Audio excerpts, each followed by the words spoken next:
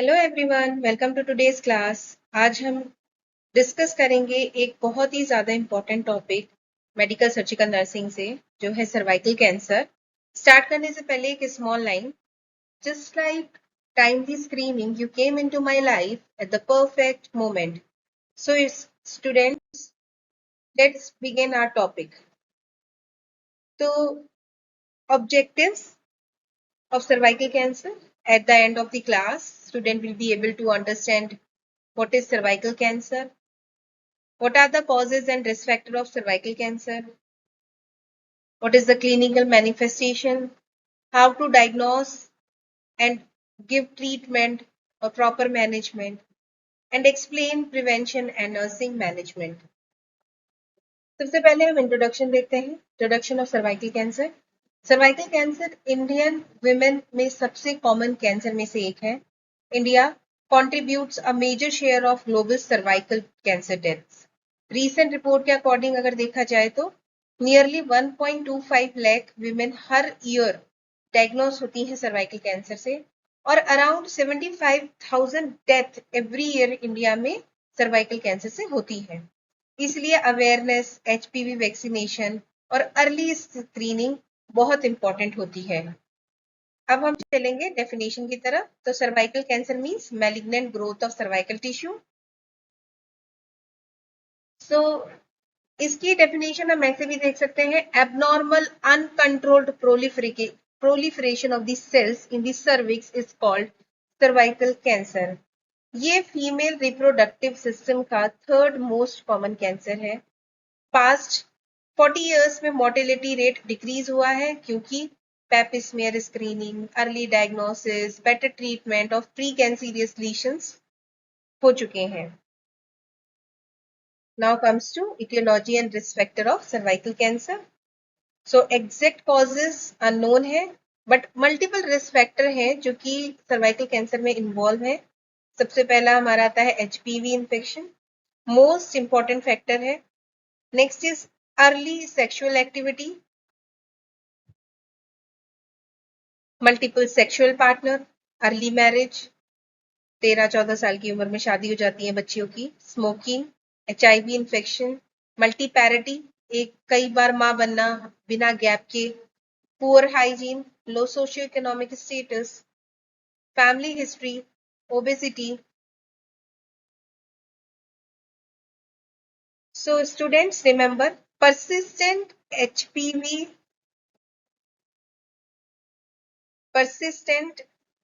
HPV infection is the major cause of cervical cancer. अब हम pathophysiology देखेंगे। तो there are mainly 3 type of cervical cancer: squamous cell carcinoma, adenocarcinoma and mix adenosquamous carcinoma. तो squamous cell carcinoma सबसे common type है। ये squamous columnar junction से start होता है। एडिनोकार्सिनोमा की बात करें तो ये म्यूकस प्रोड्यूसिंग ग्लैंड से अराइज होता है और एचपीवी इन्फेक्शन से एसोसिएटेड होता है। एंड मिक्स्ड एडिनोस्क्वेमस कार्सिनोमा जो है, ये आपका दोनों फीचर इसमें प्रेजेंट होते हैं।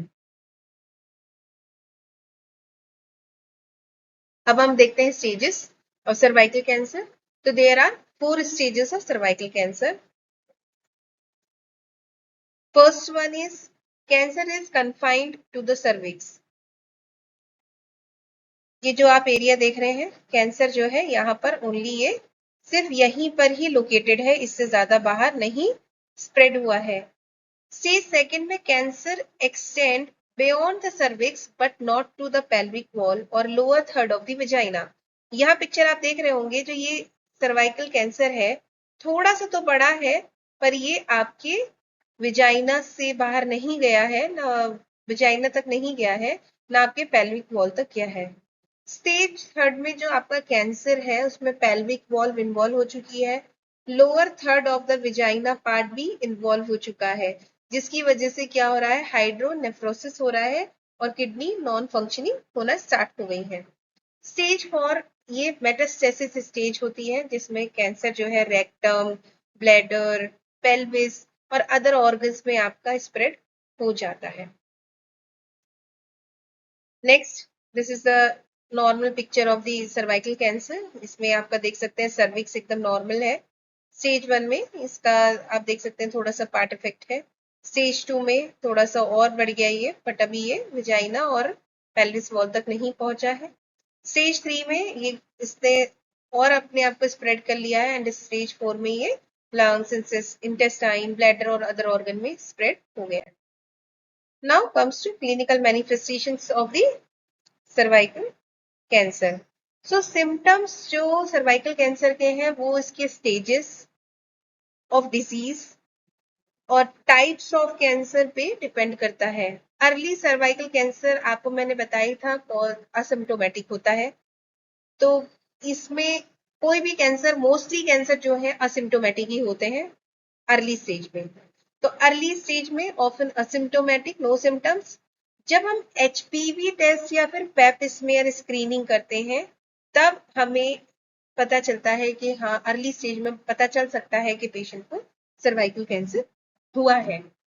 अब सेकेंड एडवांस स्टेज के सिम्टम्स क्या क्या आ सकते हैं, तो इसमें हम देखेंगे abnormal vaginal bleeding, post coital bleeding होगी, मतलब कि आफ्टर द इंटरसेक्सुअल एक्टिविटी पेशेंट को ब्लीडिंग होना स्टार्ट हो जाएगी। इंटरमेंस्ट्रुअल ब्लीडिंग, नॉर्मल मेंस्ट्रुअल से ज्यादा ब्लीडिंग होगी पेशेंट को।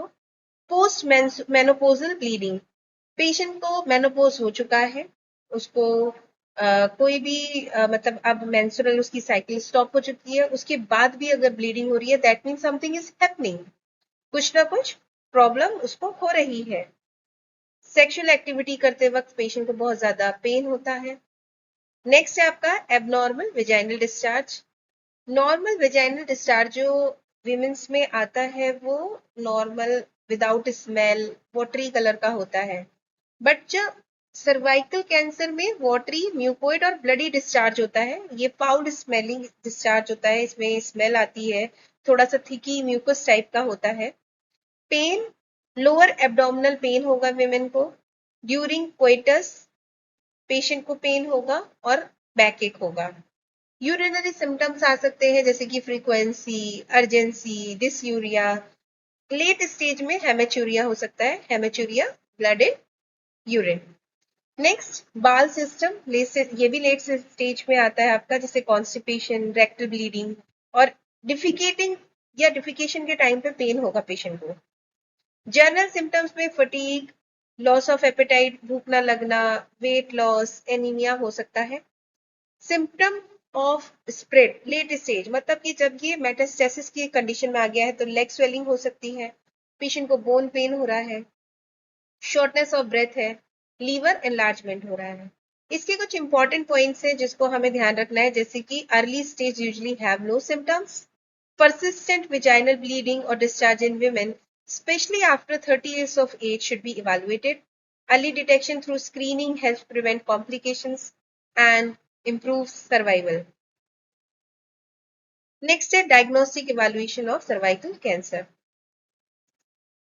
तो इसमें हम पैप स्मीयर करते हैं, early detection through appropriate investigation. सबसे पहले तो हम हिस्ट्री कलेक्शन ही करेंगे पेशेंट का, फिर उसके बाद फिजिकल एग्जामिनेशन करेंगे and then pap smear cytology test करेंगे हम। इसमें हम स्क्रीनिंग टेस्ट करते हैं टू डिटेक्ट प्री कैंसीरियस और कैंसीरियस सेल्स। सेल को हम सर्विक्स से कलेक्ट करते हैं और माइक्रोस्कोप एग्जामिनेशन के लिए उसको भेज देते हैं ताकि हमें पता चल सके कि सर्वाइकल कैंसर पेशेंट को है या नहीं। नेक्स्ट हमारा है HPV testing. So it is a high risk HPV DNA test, detects high risk type of HPV associated with cervical cancer. इसमें हमें एचपीवी, ह्यूमन पैपिलोमा वायरस के बारे में पता चलता है। So done on cervical cells can be used with pap smear. जब हम पैप स्मीयर करते हैं तब हम क्या करते हैं, स्क्रैप करके जो हम टिश्यूज लेते हैं उसी में ही हम एचपीवी टेस्ट भी कर लेते हैं। नेक्स्ट हमारा आता है कॉल्पोस्कोपी। इसमें हम एक इंस्ट्रूमेंट कॉल्पोस्कोप को सर्विक्स के डिटेल एग्जामिनेशन के लिए यूज करते हैं। इसमें हमें पता चलता है कि वहां पर कोई भी एबनॉर्मल एरिया या एबनॉर्मल टिश्यूज, सेल्स के बारे में हम डिटेक्ट कर सकते हैं। Next is biopsy. बायोप्सी क्या है? बायोप्सी में हम कोई भी सस्पिशियस एरिया होता है वहां से टिश्यू को कलेक्ट करके हिस्टोपैथोलॉजिकल एग्जामिनेशन के लिए भेज देते हैं टू कंफर्म दी कैंसर और टाइप ऑफ कैंसर। नेक्स्ट है एंडोसर्वाइकल क्यूरेटाज, ईसीसी। तो इसमें हम सेल को स्क्रैप करके, कहां से? एंडोसर्वाइकल कैनाल से स्क्रैप करके निकाल लेते हैं और उसके बाद हम इसको क्या करते हैं? भेज देते हैं for testing. Used when लीशन is with in the cervical canal. अब ये कब यूज हो रहा है? जब जो लीशंस हमें पता है वो सर्वाइकल कैनाल के अंदर है। Next six one is imagining studies और इमेजिनिंग टेस्ट, जिसमें हम टीवीएस अल्ट्रासाउंड करते हैं, टीवीएस ट्रांस वेजाइनल सोनोग्राफी। इसमें हमें लोकल स्प्रेड के बारे में पता चलता है कि कितना वो स्प्रेड हो चुका है। एमआरआई हम करेंगे ताकि हमें पता चल सके कि कौन सी for staging and soft tissues involvement, कौन सा स्टेज है और कौन सा सॉफ्ट टिश्यू उसमें इन्वॉल्व है। नेक्स्ट हम करते हैं CT scan to detect lymph node और डिस्टेंस मेटास्टेसिस। लिम्फ नोड के इन्वॉल्वमेंट और मेटास्टेसिस को डिटेक्ट जानने के लिए हम सीटी स्कैन करते हैं। PET CT for advance disease evaluation. And then chest X ray करेंगे मेटास्टेसिस को डिटेक्ट करने के लिए। हेमेटोलॉजिकल टेस्ट करते हैं, CBC, ESR and other routine test करेंगे for the general health status before the treatment. So serum tumour marker हम करेंगे SCC, squamous cell carcinoma antigen. इससे हमें ट्रीटमेंट के रेस्पॉन्स और रीअकरेंस के बारे में, मॉनिटरिंग के बारे में हमें पता चल जाता है। And then staging evaluation, FIGO staging based on clinical examination, imaging and histopathology helps in planning appropriate treatment. So key points इसके हैं कि एक भी single point test is not sufficient to diagnose the cervical cancer. Combination of screening, colposcopy, biopsy and imaging is helpful for the detect the cervical cancer. Pap smear and HPV testing are the primary screening method and it is very important to know. So early detection save lives. Regular screening for women above 30 years is strongly recommended. Next is management of the cervical cancer. तो जो management है cervical cancer का, वो size of tumour, site of tumour, stages of disease और extent of spread पे depend करता है। इस ट्रीटमेंट में mainly surgical therapy, radiation therapy और कीमोथेरेपी इन्वॉल्व होती है। तो सर्जिकल थेरेपी में हमें क्या करना है?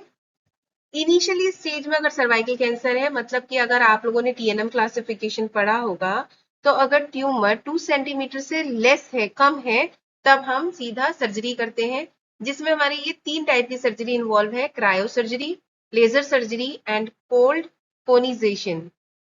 तो advance and invasive cervical cancer is treated by the total abdominal hysterectomy और रेडिकल हिस्टेक्टमी, जिसके बारे में हम बाद में पढ़ेंगे। सबसे पहले हम देखेंगे क्रायो सर्जरी। क्रायो सर्जरी में हम क्या करते हैं? जो भी एबनॉर्मल टिश्यूज हैं उनको हम फ्रीजिंग टेम्परेचर से डिस्ट्रॉय कर देते हैं। मतलब नाइट्रस ऑक्साइड या फिर कार्बन डाइऑक्साइड गैस यूज होती है एबनॉर्मल सेल को फ्रीज करने में।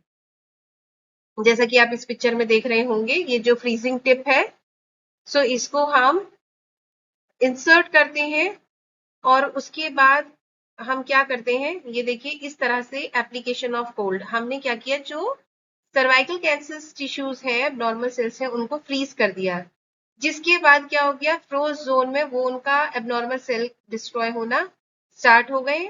एंड देन री एपिथेलिजाइजेशन, हेल्दी टिश्यूज का पोस्ट ट्रीटमेंट हीलिंग स्टार्ट हो गई है। ठीक है, इसके एडवांटेज है लेस पेन, लेस ब्लीडिंग और क्विक रिकवरी। मतलब कि कम पेन होगा, ब्लीडिंग भी कम होगी और रिकवरी जल्दी हो जाएगी। मोस्टली अर्ली लीशंस और प्री कैंसीरियस कंडीशन में हम इसे यूज करते हैं। नेक्स्ट वन है हमारा कोल्ड कॉनिजेशन। तो कोल्ड कॉनिजेशन में सर्विक्स का कोन शेप्ड एबनॉर्मल टिश्यू हम रिमूव कर देते हैं कोन शेप्ड में, और इसके लिए हम कोल्ड नाइफ को यूज करते हैं। इसका पर्पस क्या होता है? एबनॉर्मल सेल्स को रिमूव करना, जितनी जल्दी हो सके कैंसर को कंट्रोल करना और डायग्नोसिस कंफर्म करना। नेक्स्ट हमारा आता है लेजर सर्जरी। लेजर सर्जरी में हम लेजर बीम या इंफ्रारेड बीम यूज करके एबनॉर्मल टिश्यूज को डिस्ट्रॉय करते हैं।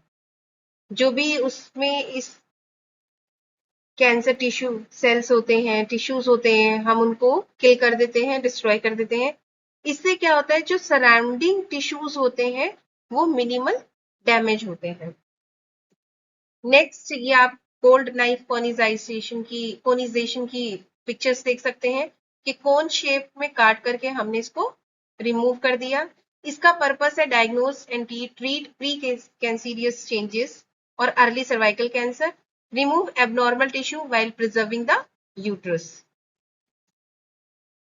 नेक्स्ट है हमारा टोटल हिस्टेक्टमी।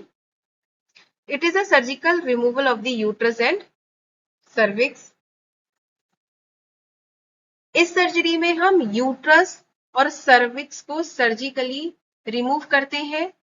यह प्रोसीजर यूट्रस के कैंसर, फाइब्रॉइड, सीवियर ब्लीडिंग या दूसरी गायनेकोलॉजिकल प्रॉब्लम में भी किया जा सकता है।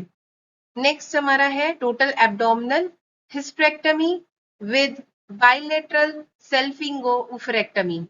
तो इस सर्जरी में हम यूट्रस, सर्विक्स, दोनों तरफ की फैलोपियन ट्यूब्स, दोनों ओवरीज और सबको सर्जिकली हम क्या करते हैं, रिमूव कर देते हैं। बाइलेटरल का मतलब है दोनों साइड, और सेल्फिंगो उफरेक्टमी का मतलब है फैलोपियन ट्यूब्स और ओवरी का भी रिमूवल। ये सर्जरी जो है ओवेरियन कैंसर, यूट्राइन कैंसर या एडवांस गायनेकोलॉजिकल डिजीज में कॉमनली की जाती है। नेक्स्ट हमारा है रेडिकल हिस्टेरेक्टमी। ये नॉर्मल हिस्टेरेक्टमी से ज्यादा एक्सटेंसिव सर्जरी होती है। इसमें हम यूट्रस, सर्विक्स, दोनों ओवरीज और दोनों fallopian tubes, pelvic lymph nodes, vagina का वन थर्ड पार्ट मतलब पार्शियल वेजिनेक्टमी, और इसके अलावा यूट्रस के सराउंडिंग टिश्यू सर्जरी में हम रिमूव कर देते हैं। ये सर्जरी मेनली सर्वाइकल कैंसर के ट्रीटमेंट में की जाती है ताकि कैंसर स्प्रेड को कंप्लीटली रिमूव किया जा सके। इस तरह से आप इस पिक्चर में देख सकते हैं कि किस तरह से हमने सिंपल हिस्टेक्टमी की तो इसमें सिर्फ इतना पार्ट हमने रिमूव किया है, और रेडिकल हिस्टेक्टमी में हमने इतना सारा पार्ट, हमने ये सारा रिप्रोडक्टिव रिमूव कर दिया है। नेक्स्ट हमारा है लेप्रोस्कोपिक विजाइनल हिस्टेक्टमी। इस प्रोसीजर में यूट्रस और सर्विक्स को विजाइना के थ्रू रिमूव किया जाता है, लेकिन सर्जरी को असिस्ट करने के लिए लेप्रोस्कोप यूज किया जाता है। लेप्रोस्कोप एक थिन ट्यूब होती है जिसमें कैमरा लगा होता है, जो एब्डोमेन के छोटे कट से अंदर डाला जाता है। ये टेक्निक आजकल ज्यादा यूज होती है क्योंकि रिकवरी इससे जल्दी होती है, और इसमें पेशेंट को हॉस्पिटल में कम रहना पड़ता है। इसमें ब्लड भी कम लॉस होता है और पेन भी कम होता है, और साथ के साथ कॉम्प्लिकेशंस भी कम होते हैं। पेशेंट बहुत ही जल्दी नॉर्मल एक्टिविटी अपनी स्टार्ट करने लगता है। नेक्स्ट हमारा है पेल्विक एक्सट्रैक्शन। तो ये एक बहुत एक्सटेंसिव और रेडिकल सर्जरी होती है जो एडवांस पेल्विक कैंसर में की जाती है। इस सर्जरी में रेडिकल हिस्टेक्टमी मतलब कि यूट्रस, सर्विक्स और सराउंडिंग टिश्यू रिमूव किए जाते हैं। टोटल वेजिनेक्टमी मतलब पूरी विजाइना रिमूव कर दी जाती है। ब्लैडर रिमूव कर दिया जाता है। यूरिन के लिए नया डाइवर्जन बना दिया जाता है, नया पाथवे बनाया जाता है। बावल रेक्टम का अफेक्टेड पार्ट रिमूव कर दिया जाता है। स्टूल को बाहर निकलने के लिए कोलोस्टमी की जाती है। ये सर्जरी तब की जाती है जब कैंसर पेल्विस के मल्टीपल ऑर्गन में स्प्रेड हो जाए और दूसरे ट्रीटमेंट का कोई भी असर नहीं हो रहा है, तब हम ये सर्जरी करते हैं। इस पिक्चर में आप देख सकते हैं कि कितना पार्ट हम रिमूव कर देते हैं, इंक्लूडिंग विजाइना, और उसके बाद यूरिन के लिए नया पाथवे बना देते हैं और स्टूल पास करने के लिए स्टोमा हम बना देते हैं। नेक्स्ट है एंटीरियर पेल्विक एक्सपेंशन। सो इस सर्जरी में पेल्विक ऑर्गन को रिमूव किया जाता है लेकिन बावल को रिमूव नहीं किया जाता।